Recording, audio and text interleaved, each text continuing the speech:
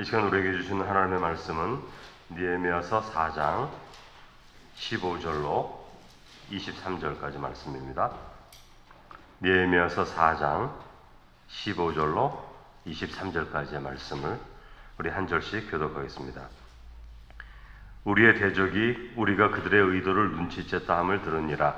하나님이 그들의 꾀를 피하셨으므로 우리가 다 성에 돌아와서 각각 일을 하였는데, 그때로부터 내 수하 사람들의 절반은 일하고 절반은 갑옷을 입고 창과 방패와 활을 가졌고, 민장은 유다 온 족속의 뒤를 있었으며, 성을 건축하는 자와 짐을 나르는 자는 다 각각 한 손으로 일을 하며 한 손에는 병기를 잡았는데, 건축하는 자는 각각 허리에 칼을 차고 건축하며 나팔 부는 자는 내 곁에 섰었느니라. 내가 귀족들과 민장들과 남은 백성에게 이르기를, 이 공사는 크고 넓으므로 우리가 성에서 떨어져 거리가 먼즉 너희는 어디서든지 나팔 소리를 듣거든 그리로 모여서 우리에게로 나아오라. 우리 하나님이 우리를 위하여 싸우시리라 하였느니라. 우리가 이같이 공사하는데 무리의 절반은 동틀 때부터 별이 나기까지 창을 잡았으며, 그때 내가 또 백성에게 말하기를, 사람마다 그 종자와 함께 예루살렘 안에서 잘지니 밤에는 우리를 위하여 파수하겠고 낮에는 일하리라 하고, 나나 내 형제들이나 종자들이나 나를 따라 파수하는 사람들이나 우리가 다 우리의 옷을 벗지 아니하였으며 물을 기르러 갈 때에도 각각 병기를 잡았느니라. 아멘. 자, 오늘 말씀은 성벽을 건축하는 과정 가운데 수리하고 이제 건축하지 않습니까? 그런데 어려움이 생기죠. 대적들이 공격하고 또 방해가 올 때에 느헤미야가 어떻게 반응하고 성벽을 끝까지 지어가고 있는지를 말해주고 있습니다. 그러니까 여러분, 선하고 옳은 일을 할 때 언제나 반대가 있다, 이것을 예상해야 됩니다. 선하고 옳은 일을 할 때 우리는 선하고 옳은 일을 할 때 반대가 오면 시험에 들어요. 근데 선하고 옳은 일을 할 때는 반대가 있다는 것을 꼭 기억해야 됩니다. 언제든지 그렇습니다. 선하고 옳은 일을 할 때 반대가 있는 것을 이상하게 생각해서는 안 되는 것입니다. 내가 이렇게 하나님 앞에 선한 마음을 갖고 열정을 다해서 때로는 나의 모든 것들을 들여서 하나님의 일을 하려고 하는데 왜 반대가 오지? 이런 질문을 하게 되죠, 사람들이. 그런데 성경에서는 선하고 옳은 일을 할 때 반대가 있다, 이걸 예상해야 되는데, 반대가 있다는 것이 꼭 나빠서 반대가 있는 것이 아니라는 것을 또 알아야 됩니다. 절대 그 반대가 나쁜 것이 아니에요. 그래서 어떤 분들은 반대가 있기 때문에 반대가 있을 것을 미리 알아서 그 일을 하지 않고 포기하려고 하는데, 그건 또 더 잘못된 것입니다. 성경이 우리에게 이렇게 가르쳐 주죠. 야고보서 1장 3절에서 4절. 이는 너희 믿음의 시련이 인내를 만들어내는 줄 너희가 알미라. 인내를 온전히 이루라. 이는 너희로 온전하고 구비하여 조금도 부족함이 없게 하려 함이라. 이렇게 말씀하시죠. 그러니까 하나님이 시련을 주시는데 우리 고통스러우라고 시련을 주는 것이 아니라 그 시련의 과정에도 뜻이 있는 거예요.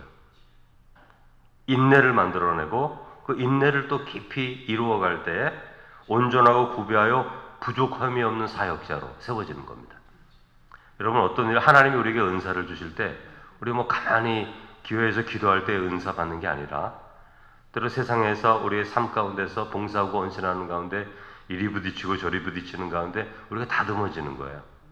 가만히 있으면은 인생이 편할 것 같은데 그런 게 아니라고요, 성경에서는. 그래서 하나님의 종들이 하나님의 사역을, 특별한 사역을 하게 될 때 편안하게 사역을 하지 않습니다. 언제나 그 가운데 어려움이 있는데 그 어려움 가운데서 그 사람이 다듬어지는 거예요. 새로워지는 거예요. 하나님만 바라보는 믿음의 사람으로 구비되어져 가는 거죠. 그러니까 인격이 변화되는 것은 삶의 경험을 통해서 인격이 다듬어지지, 가만히 혼자 있다고 다듬어지지 않습니다. 사람들하고 부딪혀서 참을 수도 있고, 그런 것들이 다 서로 반응하면서 사람이 바뀌는 거지, 기도만 한다고 되는 게 아니고, 우리 아무런 일이 없어서 좋은 게 아니라는 것이죠.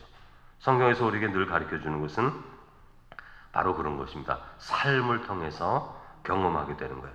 그러니까 때로 까다로운 사람도 있고 그렇지 않은 사람도 있고 되게 힘든 사람도 있는데 저것이 합하여 온전하게 우리를 구비시키는 일도 될 수 있구나. 그런 생각을 할 수 있어야 되는 것이죠.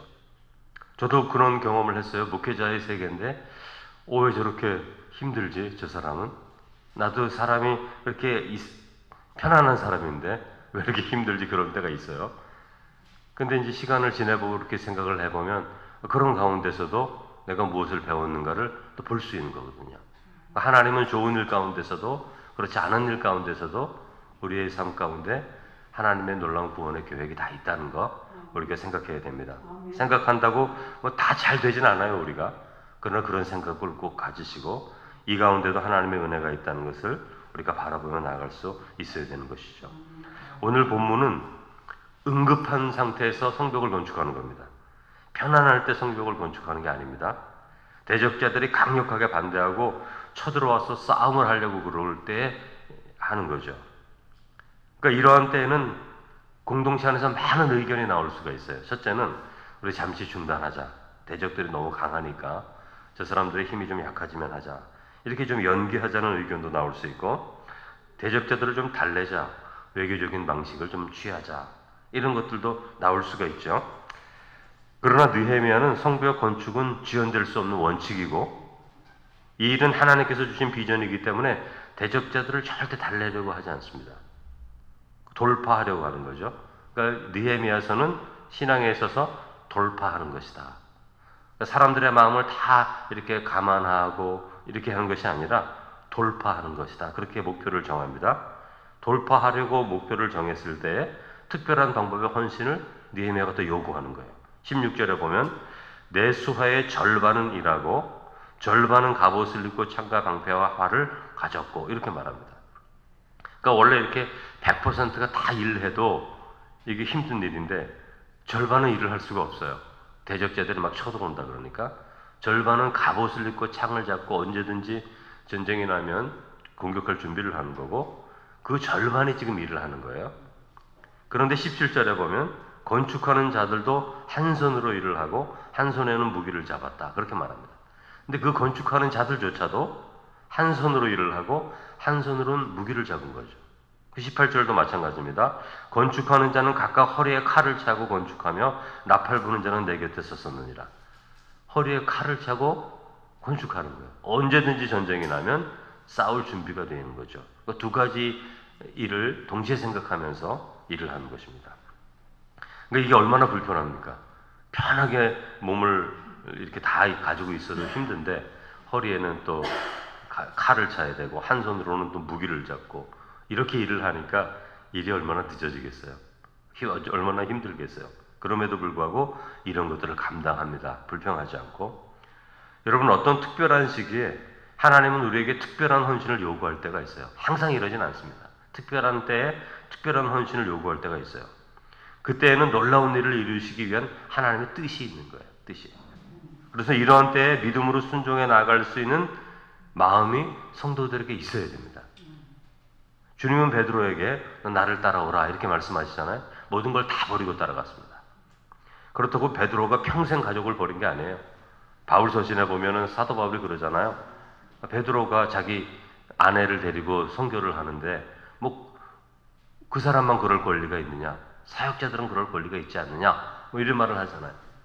그러니까 가족을 평생 버린 게 아니라 예수 그리스도를 따라서 제자의 삶을 살아가야 되는 그때는 모든 것을 다 버리고 헌신해야 될 때가 있는 거죠. 특별한 헌신이 필요할 때가 있는 것입니다. 우리는 우리의 삶이 평탄하게 살아가는 것이 좋은 거라고 생각해요. 가족들이 다 행복하고 같이 살아가고 뭐 이런 거 말입니다. 그러나 그렇지만은 않습니다.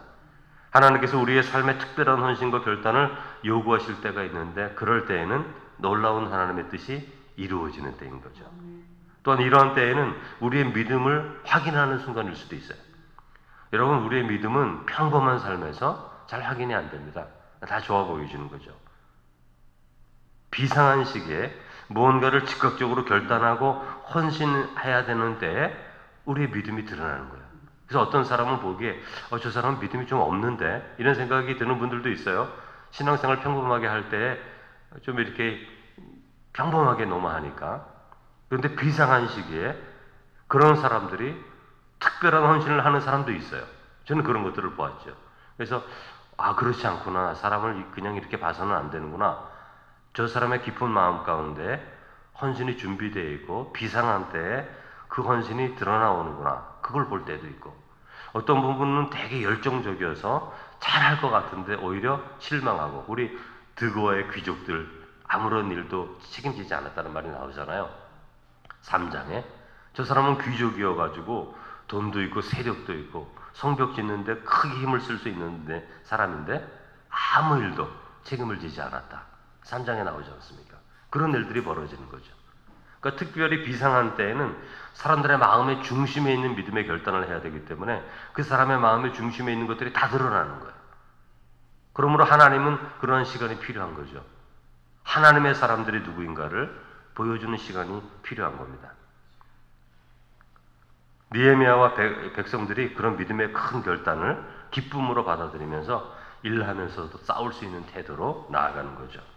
21절 이하를 보면 일하는 시간을 말해주는데, 우리가 이같이 공사하는데 무리의 절반은 동틀 때부터 별이 나기까지 창을 잡았으며, 그러니까 여러분 대충 보아도 12시간이 넘은 거예요. 12시간 훨씬 넘게 일을 하는 거죠. 전적인 헌신과 희생을 감당하는 모습입니다. 물론 현대인들 같은 경우에는 이렇게 잘 못할 겁니다.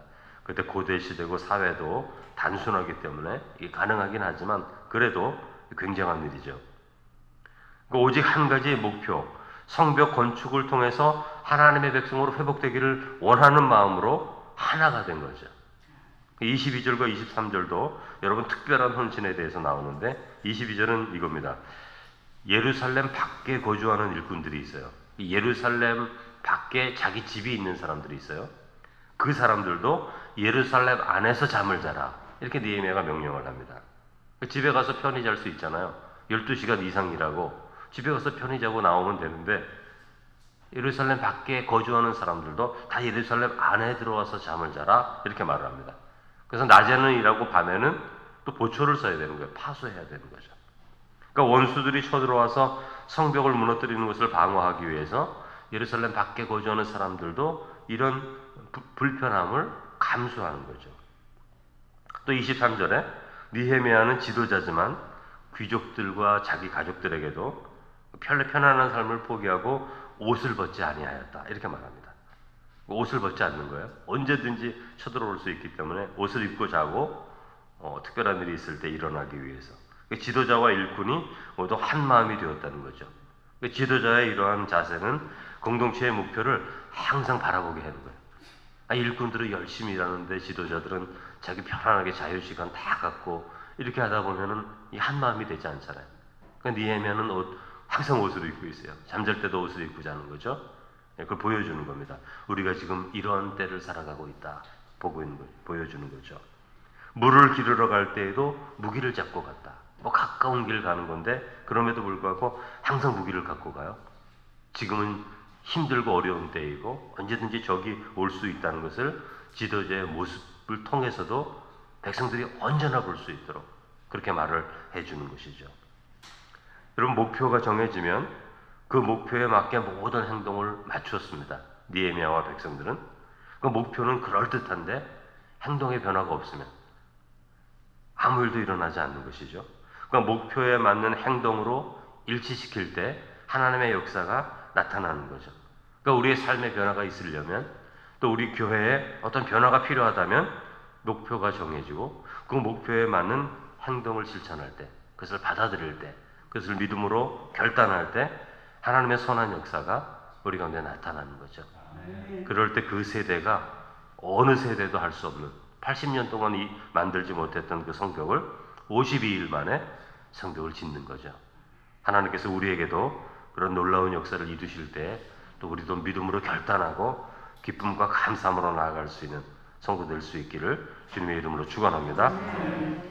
거룩하신 하나님 아버지, 80년간 무너져 있었던 그 성벽, 하나님, 그동안 많은 사람들이 그것을 세우고자 했지만 성공하지 못했던 그 성벽을 느헤미야가 하나님의 백성들과 함께 짓고 있습니다. 특별한 때, 특별한 헌신이 필요할 때, 사람들에게 저마다 다 자신의 우선순위가 있음에도 불구하고 하나님의 일, 하나님 나라를 위해서 먼저 그의 나라와 그의 의를 위해서 헌신함을 통해 그 헌신 가운데는 불편함을 감수해야 되고 희생을 감수해야 되고 또 시간을 감수해야 되고 자신의 온 몸으로 노동력을 제공해야 되는 또 생명의 위협도 있는 그런 것들을 다 드릴 때 하나님께서 그 놀라운 일들을 이루어 가시는 것을 보게 됩니다.